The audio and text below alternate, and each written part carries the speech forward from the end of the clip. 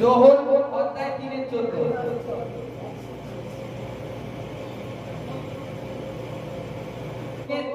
থেকে আমি পড়ছি। হালেলুয়া। আর মোশি যেমন প্রান্তরে সেই সর্পকে উঠাইয়াছিল, সেই রূপ মনুষ্য পুত্রকে উচ্চকিত হইতে হইবে, যেন যে কেহ তাহাতে বিশ্বাস করে সে অনন্ত জীবন পায়। কারণ ঈশ্বর জগৎকে এমন প্রেম করিলেন যে আপনার একজাত পুত্রকে দান করিলেন, যেন যে কেহ তাহাতে বিশ্বাস করে সে বিনষ্ট না হয়, কিন্তু অনন্ত জীবন পায়। Hallelujah, hallelujah. এই যে প্রথম লাইনটা 14 যোহন 14 লেখা আছে, আর মোশি যেমন প্রান্তরে সেই সর্পকে উচ্চে উঠিয়েছিল, তদ্রূপ মনুষ্য পুত্রকে উচ্চে উঠানো যাবে। যখন ঈশ্বর সদাপ্রভু মোশির মাধ্যম থেকে ইসরায়েল সন্তানদেরকে মিশর থেকে নিয়ে আসছিলেন, সমুদ্র পার করে নিয়ে আসলেন। নিয়ে আসার পরে যখন তারা প্রান্তরে চলছিল, তখন ঈশ্বর সদাপ্রভুর আজ্ঞা উল্লঙ্ঘন করে আর তারা মরুভূমির স্থান থেকে যেতে লাগে। তখন কি হয়? তখন ইসরায়েল সন্তানরা বচসা করে, হে মোশি, ঈশ্বরের দাস, তুমি কি আমাদেরকে মিশর থেকে নিয়ে এসছো মেরে ফেলবার জন্য, সাপে কামড়িয়ে সাপের হাতে মারবে বলে? এই রূপ ভাবে মোশির বিরুদ্ধে কথা বলতে লাগে। তারা অনেক অদ্ভুত কার্য দেখেছে, সমুদ্র দুভাগ হয়ে গেছে, সমুদ্রের মাঝখান থেকে ইসরায়েল সন্তানরা হেঁটে চলে এসেছে, তা সত্ত্বেও আবার বচসা করছে। প্লাস সমুদ্রের ওই এপারে যে এসে বলছে, মোশি আমরা কি খাবো? ওখানে তাও তো দুবেলা দুমুঠো তিনবেলা খেয়ে বাঁচছিলাম, মার খেলেও খাচ্ছিলাম, কষ্ট হলেও খাচ্ছিলাম, এখন আমরা কি খাবো?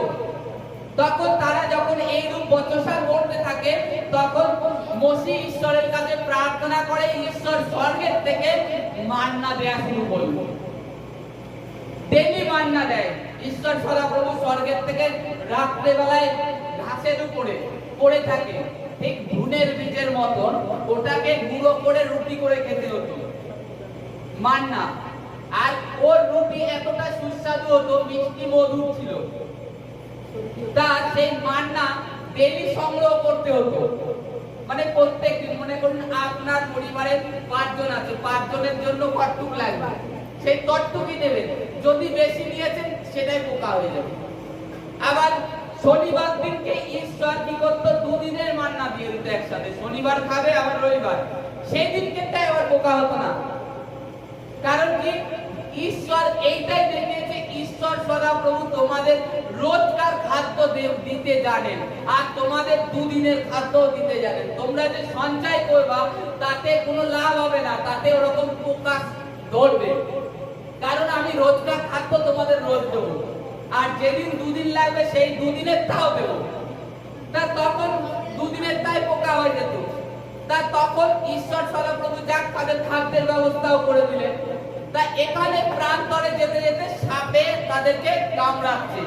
তখন মোশির বিরুদ্ধে বচসা করছে, মোশির বিরুদ্ধে কথা বলছে যে তুমি এই রূপ আমাদেরকে নিয়ে এসো। তখন মোশিকে তো মানে মোশির বিরুদ্ধে যখন কথা বলতে থাকে, তখন মোশি কি করে? ঈশ্বরের কাছে প্রার্থনা করে।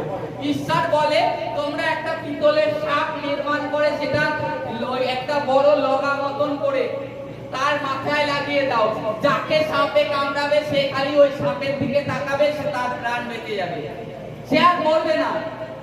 তাই এখানে সেইটাই বলা হচ্ছে, যেরকম প্রান্তরে সাপে মানুষকে কামড়ালে মানুষ যখনই ওই সাপের দিকে তাকাতো তার প্রাণ বেঁচে যেত, তার শরীরে কোনো বিষ কাজ করতো না। তদ্রূপ আজকেও ঈশ্বর তার পুত্রকে পাঠিয়েছে, যে কেউ সেই পুরুষের দিকে তাকাবে তার প্রাণ বাঁচবে, সে রক্ষা পাবে। তাই তো এখানে ঈশ্বর বলছে, কারণ ঈশ্বর জগৎকে এতটাই প্রেম করেছেন যে তার একমাত্র পুত্রকে দান করেছেন, যে তাহাতে বিশ্বাস করবে সে নাশ না হবে, কিন্তু অনন্ত জীবন পাবে। আজকে আমরা যত লোক যীশু খ্রিস্টের ক্রুশে ফলো করি, তত লোক মৃত্যুর থেকে পার হয়ে গিয়েছি অনন্ত জীবনে। যেরূপ সেই মোশির দিনে যে সাপের বিষ কাজ করতো না শরীরে, তদ্রূপ আজকে আমাদের জীবনের ব্যাধি ব্যাধিও কাজ করতে পারবে না। যখনই আমরা ক্রুশের দিকে ফলো করব, কোন শয়তানের চাতুরি, কোন শয়তানের রোগ, যত বড় রোগ ব্যাধি থাকুক না কেন, কোনো কিছুই কাজ করতে পারবে না খালি যদি আমরা ক্রুশের দিকে তাকাই। আমরা কি জানি যীশু খ্রিস্টকে যেদিনকে ক্রুশে দেওয়া হয়েছিল সেই দিনকে লাস্ট ক্রুশের জীবন শেষ হয়ে গেছে জানি। তারপরে রোমান সাম্রাজ্যের মধ্যে আর কোন মানুষকে ক্রুশে ওইভাবে আর মারা হয়নি, আমরা জানি। তার আগে হয়তো কত লাখো লাখো লোককে মারা হয়েছে ক্রুশে ওইভাবে পেরেক মেরে, কিন্তু যীশু খ্রিস্ট শেষ মৃত্যুবরণ করে। তারপরে থেকে আর কোন লোককে ক্রুশে ওইভাবে যাতনা দিয়ে মারা হয়নি। ক্রুশের কথাটাকেই যীশু খ্রিস্ট নষ্ট করে দিয়েছে। এক সময় ক্রুশের লোক তাকালে ভয় পেত যে ওই ক্রুশে মারা কি অত্যাচার করা, কি টর্চার করে। প্রথমত তাকে কোড়া মেরে শাস্তি দেওয়া হতো, তারপরে তার হাতে পেরেক মারা হতো। তার দেখুন, ক্রুশের কথা ভাবলে গা শিউরে উঠতো। একটা ভয়ানক মৃত্যু, যে ক্রুশের দিকে তাকাতে মানুষ ঘৃণা করত, যে ক্রুশের আশপাশে তাকাতেই ভয় পেত, সেই ক্রুশ আজকে জীবনজনক হয়ে উঠেছে। সেই ক্রুশে আজকে তাকালে এখন সেই ক্রুশের কাছে লোকের নিচু হাঁটু গেড়ে প্রার্থনা করছে যে প্রভু ঈশ্বর তোমার পুত্রের নামে আমাকে ক্ষমা করো, যিশুর নামেতে। আর এক সময় সেই ক্রুশ থেকে দূরে থাকতো। ক্রুশটা মানুষ তখন এক সময় মৃত্যুর একটা প্রতীক হিসাবে তাদের নজরে দেখত। আর এখন মানুষ ক্রুশকে কি হিসাবে দেখছে? জীবন জনক, অনন্ত জীবনের জন্য দেখছে সেই ক্রুশকে। আর সেই ক্রুশে যীশু খ্রিস্টেরই লাস্ট অন্তিম মৃত্যু হয়, আর কাউকে ওইভাবে ক্রুশে মারা হয় না। ওই সাম্রাজ্যে, রোমীয় সাম্রাজ্যের মধ্যে সেই কথাটাই যীশু খ্রিস্ট পুরো নষ্ট করে দিয়ে গেছে। আজকে যেরকম মসির সাপের দিকে তাকালে লোক বেঁচে যেত প্রান্তরে, তদ্রূপ আজকে মানুষ্য পুত্র সেই ক্রুশের দিকে যদি ফলো করে, আজকে মানুষও তদ্রূপ সেও বেঁচে যায়। এইটাই উদাহরণ এখানে দিয়েছে 14 থেকে, যে মানুষ্য পুত্রকে উচ্চকিত করা যাবে, যে কেউ তাকাবে, যে কেউ তার উপরে বিশ্বাস করবে, সে অনন্ত জীবন পাবে। তার প্রতি কোনো দণ্ডাজ্ঞা থাকবে না, কোনো শাস্তি থাকবে না, কারণ ঈশ্বর জগৎকে ভালোবাসেন। এই কারণে নিজের একজাত পুত্রকে জগতে পাঠালেন। আজকে প্রত্যেককে, এখানে যে প্রত্যেকে আছে সবাইকে ঈশ্বর ভালোবাসে, এই কারণের জন্য যীশু খ্রিস্টকে পাঠিয়েছে। আমরা যেন যে ক্রুশে এক সময় রোমীয় সে সময় রোমীর রাজ ছিল, তারা তাকাতে ভয় পেত, আজকে আমরা তাকিয়ে জীবন পাই। কারণ ঈশ্বরের পুত্রের জন্য, যীশু খ্রিস্টের জন্য আমরা জীবন পাই। কারণ সেই সমস্ত প্রথা যীশু খ্রিস্ট তুলে দিয়েছে, নষ্ট করে দিয়েছে। আমাদের জন্য ঈশ্বর একমাত্র করেছে। ওই রূপ শাস্তি আর পৃথিবীতে নেই। আজকে আমাদের ভারতবর্ষের যদি সংবিধানে দেখি, আগে ছিল ফাঁসি খুব চলিত ছিল, সেটাও আস্তে আস্তে উঠে গেছে, পুরোই সেটাও তুলে দিয়েছে।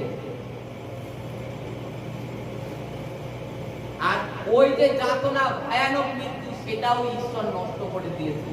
কারণ ঈশ্বর জগৎকে এতটাই ভালোবাসেন, এই কারণের জন্য ঈশ্বর তার পুত্রকে পাঠিয়েছেন। আজকে আমাদেরকে ক্রুশে প্রভু যিশুকে ফলো করতে হবে, যে তিনি কিভাবে আমাদের জন্য যাতনাটাকে নিয়ে গিয়েছেন। আমাদের মধ্যে সেই বিশ্বাস আনতে হবে। বিশ্বাস অনেক রকম হয়, পুরোপুরি বিশ্বাস করা আর বিশ্বাস করা ফারাক আছে। আজকে একজন বলছিল, শুনছিলাম যে সেখানে গিয়েছে, বলছে তোমরা বিশ্বাস করো, ঠিক আছে, অসুবিধা নেই, কিন্তু পুরোপুরি বিশ্বাস তোমাদের এখনো কমই আছে। পুরোপুরি বিশ্বাস করো, পুরোপুরি ঈশ্বরেরকে সঁপে দাও, তখনই ঈশ্বর তোমাদের জীবনে মিরাক্কেল দেখতে পারবে। তাই ঈশ্বরকে ধন্যবাদ জানাই, ঈশ্বর তার মাধ্যমে আমার চোখ খুলে দিয়েছে। আজকে খ্রিস্টের উপরে সেই বিশ্বাস যেন আমাদের থাকে। আর আমাদের জীবনের সমস্যা যাই হোক, আমরাও আজকে পুরুষের দিকে যেন তাকাই, আগে জগতের কোনো কিছুর দিকে নয়, পুরুষের দিকে যদি তাকাই আর আমি যদি সত্যভাবে প্রভুর পথে প্রভুর আজ্ঞা অনুসরণে চলে থাকি, তাহলে জেনে রাখবেন যদি মৃত্যুও হয় তাহলে অনন্ত জীবন। অনন্ত জীবন এটা কোনো এদিক ওদিক হবে না, কারণ ঈশ্বর অলরেডি বলে দিয়েছে যে কেউ পুরুষে তাকাবে, সাপের দিকে তাকালে যদি বাঁচতে পারে, তাহলে ঈশ্বরের পুত্রের দিকে তাকালে বাঁচবে না কেন? Hallelujah, hallelujah, hallelujah.